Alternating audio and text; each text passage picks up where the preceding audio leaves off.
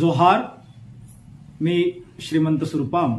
आपण पाहत आहात एस भारत न्यूज, जनसामान्याचा आवाज. बातमी आहे गडचिरोली शहरातून. गडचिरोली शहरातील जिल्हा काँग्रेस कमिटीच्या कार्यालयामध्ये जिल्हाध्यक्ष महेंद्र ब्राह्मणवाडे यांनी आज पत्रकार परिषदेचे आयोजन केले होते. त्या पत्रकार परिषदेचा संपूर्ण वृत्तांत आपण आपल्या एस भारत यूट्यूब न्यूज चॅनलच्या माध्यमातून आपल्या स्क्रीनवर पाहूया. काँग्रेस कमिटीच्या वतीने या ठिकाणी स्वागत करतो. सर्वांना दीपावलीच्या खूप खूप शुभेच्छा. आज या पत्रकार परिषदेला उपस्थित काँग्रेसचे ज्येष्ठ नेते, माजी जिल्हा परिषदेचे सदस्य सन्माननीय ॲडव्होकेट रामभाऊ मिश्राजी, काँग्रेसचे ज्येष्ठ नेते प्रभाकर वासेकर साहेब, सोनटक्के सर, नेताजी पाटील गावतुरे, उपस्थित सर्व काँग्रेसचे पदाधिकारी.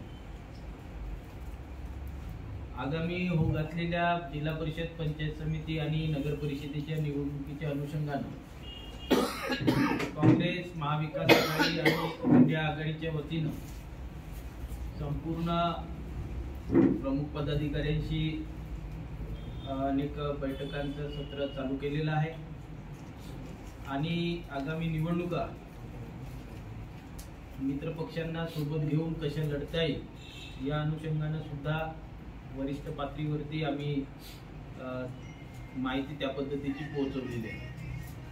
येणाऱ्या 27 तारखेला महाराष्ट्र प्रदेश काँग्रेस कमिटीचे प्रदेशाध्यक्ष सन्माननीय हर्षवर्धन दादा सपकाळ आणि काँग्रेस पक्षाचे विधिमंडळ नेते सन्माननीय विजयभाऊ वडेट्टीवार यांच्या प्रमुख उपस्थितीमध्ये गडचिरोलीमध्ये भव्य कार्यकर्ता मेळावा आणि अनेक पक्षामधून काँग्रेसमध्ये पदाधिकारी यांचा पक्षप्रवेश सोहळा हा संपन्न होणार आहे आणि त्या अनुषंगानं आगामी जिल्हा परिषद, नगर परिषद निवडणुकीमध्ये गडचिरोली जिल्ह्यामध्ये काँग्रेस आणि इंडिया आघाडी, महाविकास आघाडीची नगर परिषदेवर आणि जिल्हा परिषदेवर सत्ता काबीज करण्याच्या हेतूनं येणाऱ्या 27 तारखेला प्रांताध्यक्ष आणि विजयभाऊ वडेट्टीवार यांच्या नेतृत्वात भव्य जाहीर मेळावा या ठिकाणी आयोजित केलेला आहे. या मेळाव्याला अनेक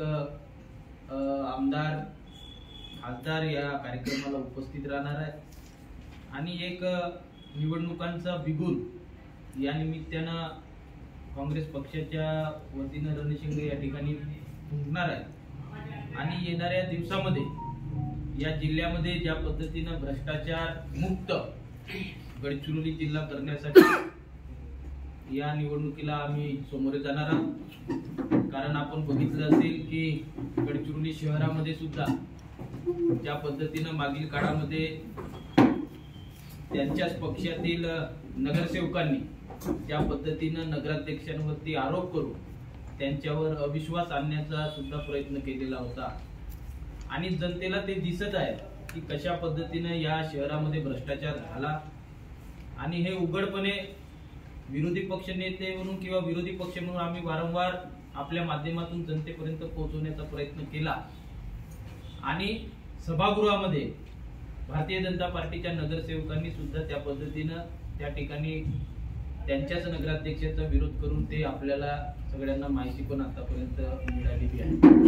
म्हणून अशा भ्रष्टाचार करणाऱ्या पक्षाच्या विरोधात, मतांची चोरी करून निवडून आलेल्या पक्षाच्या विरोधात, उद्योगपतींचे खिसे भरणाऱ्या पक्षाच्या विरोधात आणि या सरकारच्या विरोधात आगामी काळामध्ये काँग्रेस पक्ष ताकदीने त्या ठिकाणी लढणार आहे आणि काँग्रेस पक्ष हा गडचिरोली जिल्ह्यातील जनतेच्या हितासाठी, विकासासाठी आगामी काळात आतापर्यंत काम करत आलेला आहे आणि पुढील काळात सुद्धा त्याच ताकदीनं काम करणार आहे.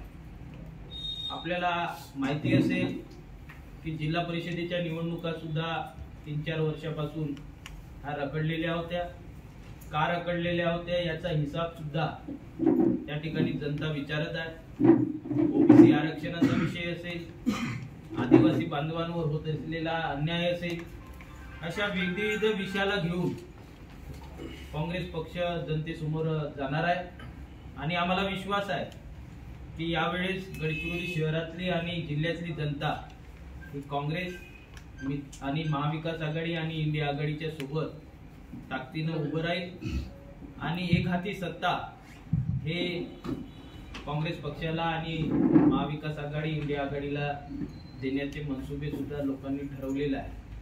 परंतु आता काल परवाच ज्या पद्धतीनं राष्ट्रीय पातळीवर राहुलजी गांधी यांनी वोट चोरीचा मुद्दा काढला, राज्य पातळीवर सर्व पक्षीय नेत्यांनी 1 नोव्हेंबरला त्या ठिकाणी मोर्चाचा त्या ठिकाणी मुंबई येथे करण्याचं धोरण किंवा करण्याची तयारी केलेली आहे आणि गडचिरोली जिल्ह्यात सुद्धा प्रचंड मतदार याद्यांमध्ये घोळ आहे हे आम्ही जिल्हाधिकारी साहेबांना निदर्शनास आणून दिलं आणि पुराव्यासहित आम्ही त्यांना त्या ठिकाणी सांगितलं की गडचिरोली जिल्ह्याच्या मतदार यादीमध्ये सुद्धा प्रचंड घोळ आहे आणि त्या घोळामध्ये निवडणूक आयोग आणि सत्ताधारी पक्ष एकत्रित येऊन कशा पद्धतीनं जनतेची दिशाभूल करत आहे हे सुद्धा आम्ही त्या ठिकाणी जिल्हाधिकारी कार्यालयामध्ये आणि त्यांना भेटून सांगितलेलं आहे.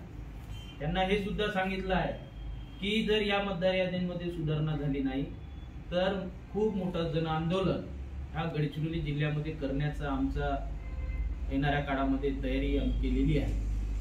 कारण एकाच मतदार यादीमध्ये एकाच व्यक्तीचे 2-2दा 3-3दा नावं येणे, एकाच व्यक्तीचे वेगवेगळ्या बूथवर नावं राहणे, अनेक मृतक लोकांचे सुद्धा नावं मतदार यादीमध्ये ठेवणे आणि असे विविध प्रकारे मतदार यादींमध्ये घोळ या निमित्तानं आम्ही फारुक मतदार याद्यांमध्ये बघितलं आणि आमची निवडणूक आयोगाला सुद्धा विनंती आहे की या मतदार याद्यांमध्ये सुधारणा करून गडचिरोली जिल्ह्यातील जनतेला जो मतदानाचा अधिकार आहे तो हिरावू नये, म्हणजे त्याच्यामध्ये सुधारणा करून जो मतदानाचा अधिकार त्यांना मिळालेला आहे तो हिरावू नये अशा पद्धतीची सुद्धा विनंती आहे.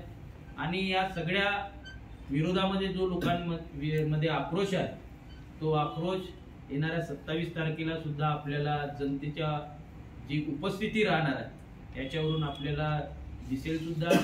आज पत्रकार परिषद खरं तर दिवाळी होती परंतु ह्या 2-3 दिवस पुढील आता आपल्याला सुद्धा सुट्ट्या आहेत म्हणून आज ही तात्काळ आम्हाला पत्रकार परिषद घ्यावी लागली आणि ही माहिती आपल्या माध्यमातून जनतेपर्यंत पोहोचावं अशा पद्धतीचा हा मेळावा राहणारा एक भव्य दिव्य आयोजन आपण या निमित्तानं करणार आहोत. या कार्यक्रमाला आपण सगळे पत्रकार बंधू सुद्धा उपस्थित राहावं अशी विनंती सुद्धा करतो.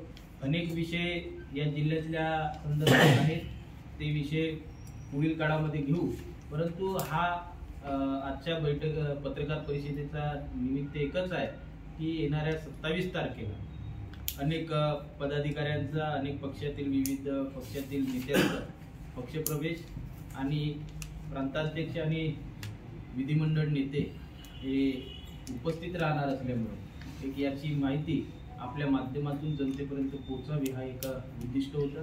म्हणून आजच्या या पत्रकार परिषदेचं आपण या ठिकाणी आयोजन केलं. महाविकास आघाडीची जे घटकपक्ष आहेत त्यांच्याशी बोलणं झालं आहे का निवडणुकीबाबत? अनेक पक्षांच्या नेते मंडळीची चर्चा चालू आहे.